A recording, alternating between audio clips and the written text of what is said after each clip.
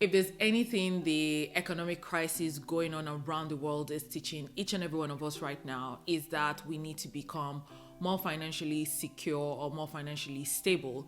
And the easiest way to do this is to figure out how to make more money. In this video, I'm going to be sharing my top 8 hacks to monetizing your skills. As obvious as this is, the first thing you need to do is identify the skills that you can monetize. The easiest way to do this is to think about how you're currently earning money right now. Chances are somebody is currently paying you right now for the set of skills that you possess. It could be an employer that is paying you, but they're paying you because you're doing something. So when you think about how you're currently earning money right now, it may be a pointer to the fact that you have some set of skills that you can monetize personally. Another thing you can think about is how you've earned money in the past. What are some things that you've been paid for in the past? That's a good way of you to think about some skill sets that you may have that somebody can actually pay you for because you've been paid in the past. Now, some of you might have a different problem. You might be thinking you don't have any skills that you think you can monetize.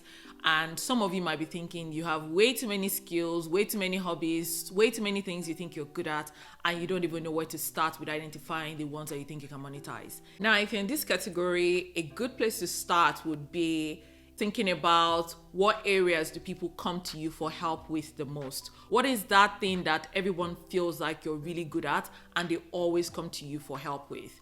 Chances are you would figure out something there. For me, for example, I do get a lot of questions around how do I build lending products? How do I get into product management? How do I transition into tech? How do I get the UK Global Talent Visa? How can I revamp my CV to get interviews? These are a lot of questions that I get from people, and I've been able to identify these things as skills that I can possibly monetize. When I think about why people are able to come and ask me these questions, I think it's because they know that I have the experience of building lending products because I had fintech startups that I ran in the past. They know that I'm a product manager currently, so they feel like I can help them in getting into product management and also getting into tech. They know that I'm a recipient of the UK Global Talent Visa and they want to leverage my experience and knowledge of also doing the same. And when you think about it critically as well, some of the questions that you may be getting around, come and help me with this, would stem from the fact that people know that you have the experience on the knowledge in that particular area. And these are ways that you can start to think about skill sets that you can actually monetize. Another way to think about identifying the skills that you can possibly monetize is to look around you or check the internet. Look at how people are making money today. Look at the skills that they have. What are people paying them for? And then think about the skills that they have that is helping them to make money. Think about if you have some of these skills already or if you have to go and learn some of these skills. Now, if you need to go and learn some of these skills, it may take you much longer to be able to get to monetizing these skills, but at least you know some of the things that you need to do in order to set yourself up for monetization. Now, once you've identified the skills that you can monetize, the next thing you need to think about is who are the people that need these skills? Who are the people that will pay for these skills? Because think about it, what is the point of having a skill that you want to monetize that there is no actual demand for it? The very essence of monetization is to be able to get people to pay you in exchange for your product or service.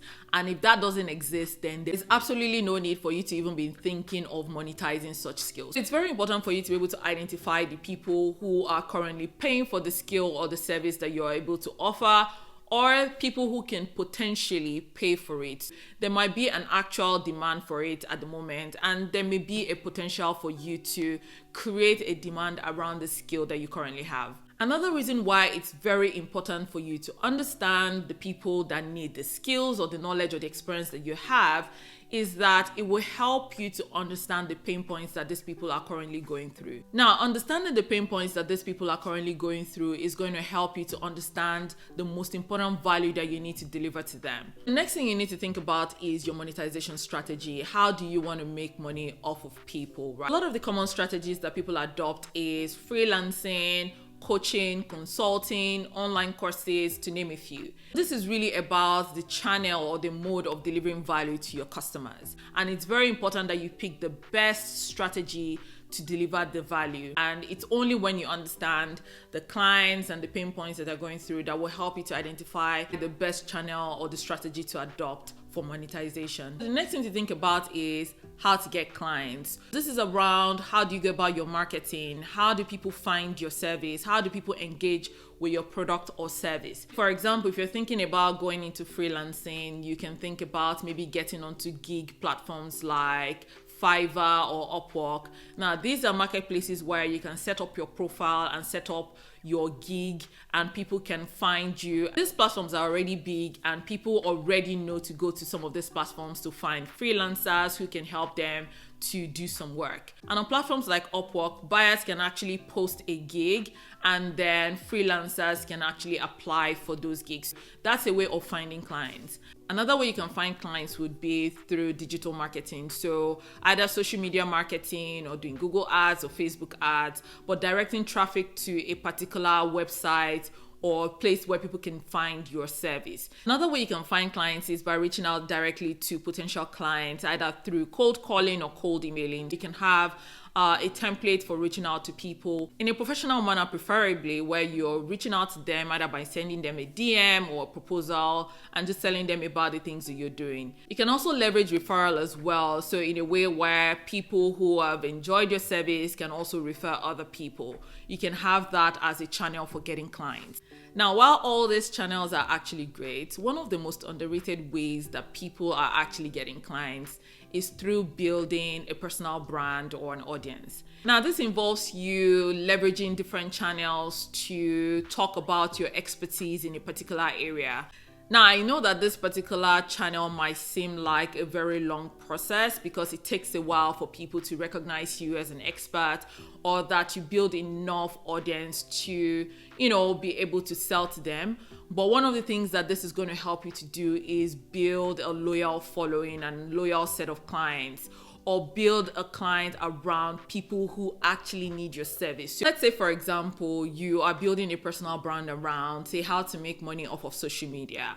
And you've already built an audience that engages with your content around different ways of making money off of social media. If you decide to say, hey, this information that I normally give out for free, now I want to have some exclusive information that I want people to pay for, chances are you would get a lot more people who are already interested in this area to pay for your service. And chances are when you're building this personal brand, a lot of people are going to be asking you a lot of questions that will also help you to figure out areas where people are struggling the most in your area of expertise. And that will also help you to curate how you want to deliver value to them and how best to actually monetize some of the skills that you have. So now to some interesting things. How do you then charge?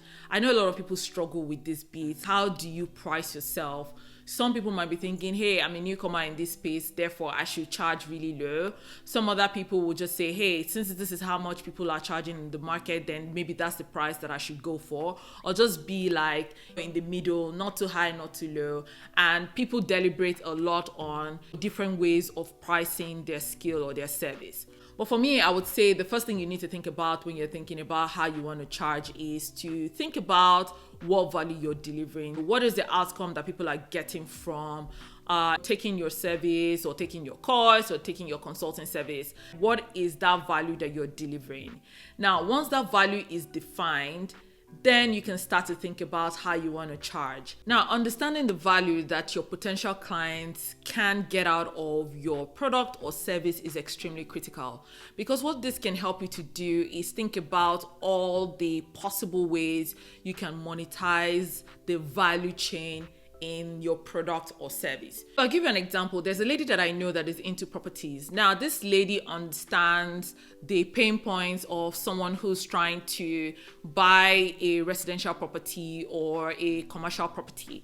And what she's done is she's created value around the journey of someone who's trying to buy a potential residential property or investment property. So she has businesses around sourcing the properties and also doing some sort of market value research for people who are trying to get into investment properties, because it's very critical if you're trying to buy an investment property that you not just find the right property, but you find the property in an area that is also going to be viable. Another thing she's figured out is, hey, if you're trying to buy a house, then you need to get a mortgage as well. So she has a service around around, helping people to find the right kind of mortgage brokers who can help them to get the right kind of deals from different lenders.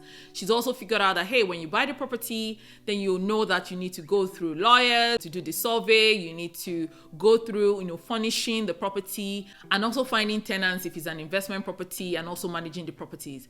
Now, for each of these pain points that a potential, property investor may have, she has a service along each of these verticals and she's able to monetize each of them. So depending on the stage you're in, whether or not you already have the property and you need someone to manage it, she's right there.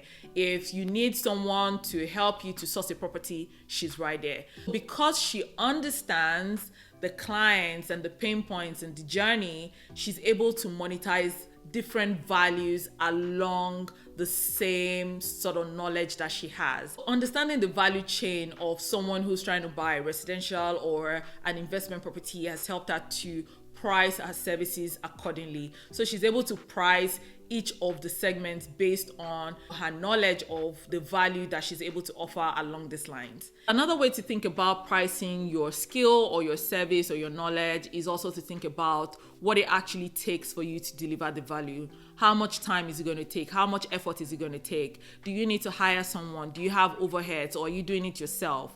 These are some of the things that you need to think about. So don't just think about how much people are charging. You need to think about your own unique situation. So I'll give you an example. When I was running my lending business, one of the key things is funding. Now, how you get your funding for your lending business is very critical to how you're going to price it.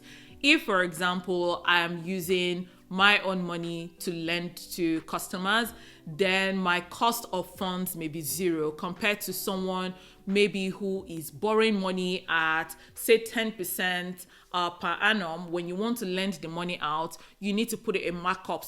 So your cost of lending is directly influenced by your cost of funds. And you can't just say, hey, just because the market is giving out loans at 2%, then you have to also give your loans out at 2% because it's not going to work. You need to think about your own unique situation. If I'm borrowing money at 4% to lend to customers, I should be thinking about charging higher than 4% to make it make sense. And all your overheads and all your operational costs also needs to feed into how you're thinking about your pricing, because if you're not making a profit, you are not monetizing anything. You're basically just making a loss, and you're going to have to fund that loss in some way. The next thing you need to think about is your paperwork. This is something that you don't want to neglect as well, because when you start to make money, there's so many things that are going to be happening along the line. You want to think about agreements that you want maybe customers to sign up front, disclaimers, things that may eventually give you issues along the line. So you want your customers to sign some agreements. You may need a lawyer to help you draft agreements to protect you, or you may just go online and also look at templates that you can also use. You may also think about how you want to do your accounting.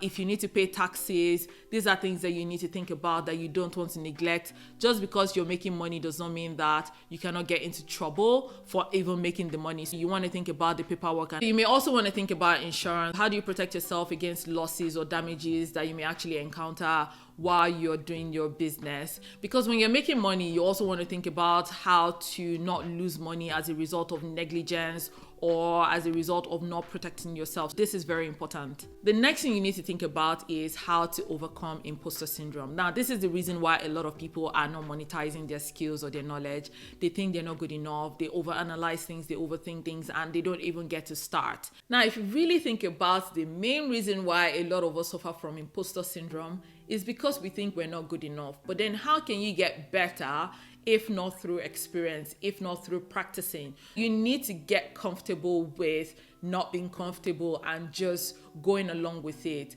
Now, the last thing you want to think about when monetizing your skills is that you want to be open to experimentation. Now, there are a lot of good businesses that have happened by accident, but those accidents were also as a result of the business owner being able to experiment with different things. Now, you may start with one idea and you may end up seeing that the value that people are getting from you is in another area. And your ability to experiment with this new value that you've identified along your journey is very important. There is nothing stopping you from even pivoting from your original idea if you see that even though you might be delivering value, but that your customers or your clients are getting more value or need something more from you in another area. Now, I've said so much already. All you need to do now is start. Don't think about it too much. Don't overthink it. Identify your skills and start to see how you can monetize it. The more you do these things, the better you get at it. And the earlier you start, the better for you. The more money you can make, the more mistakes you can make, and the better you will get. If you've enjoyed this video, please make sure you like and subscribe if you haven't, and I'll see you next time. Bye.